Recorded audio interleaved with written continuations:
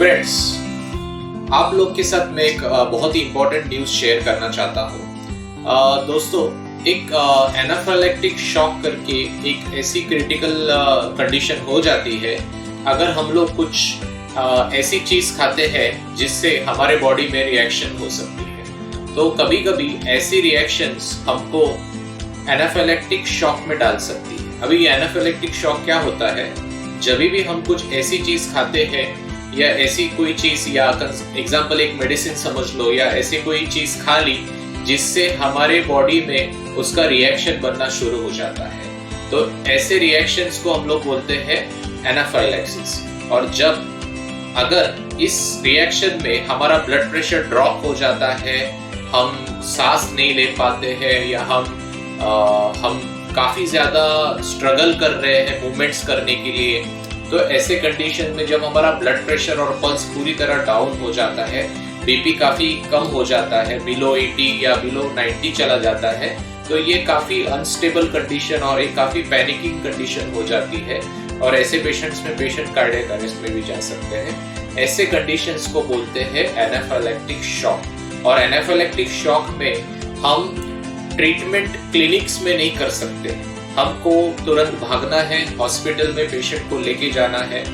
अभी एक हफ्ते पहले की बात है जब मेरे क्लिनिक में, हमारे न्यूमी क्लिनिक में एक पेशेंट आई जिसको फिश की एलर्जी हो गई थी। और ये उसने सुरमई फिश खाई थी, जिसके बाद में उसने दोपहर को कंज्यूम की थी, और उसके बाद में उसको ईचिंग, हाथों में, चेहरे पे स्वेलिंग भी था, पीठ पे, तो सब जगह स्वेलिंग आना शुरू हो गया था और ईचिंग आना शुरू हो गया था। तो जब वो मेरे पास आई तो उसका ब्लड प्रेशर जो है वो रिकॉर्डेबल नहीं था, पल्स काफी फीबल था, पल्स एकदम मामूली फील हो रहा था मुझे।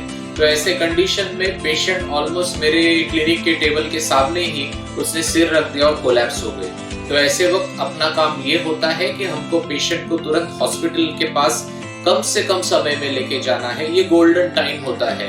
आपने टाइम की लगाया, यहाँ पे इसको बुलाओ, उसको बुलाओ, और फिर आप ये अरेंज करो, वो अरेंज करो, उसमें समय चला जाता है। आपको मिनिमम मिनट्स में पेशेंट को हॉस्पिटलाइज करना होता है। और उसको इमरजेंसी एक लाइफ सेविंग ड्रग होता है, उसको हम लोग बोलते हैं एपिनेफ्रिन, या उसको एड्रेनालिन बोलते हैं। उसको सबक्यूटेनियसली दिया जाता है हॉस्पिटल्स पे। और उसी पेशेंट को हम लोग ने ये इंजेक्शन दिया था और पेशेंट का बीपी और पल्स आना शुरू हो गया। पहले उसका पल्स आने शुरू हो गया, पेशेंट ने आंखें खोली जो ऑलमोस्ट कोलैप्स हो गई थी, उसका ब्लड प्रेशर भी लगना शुरू हो गया।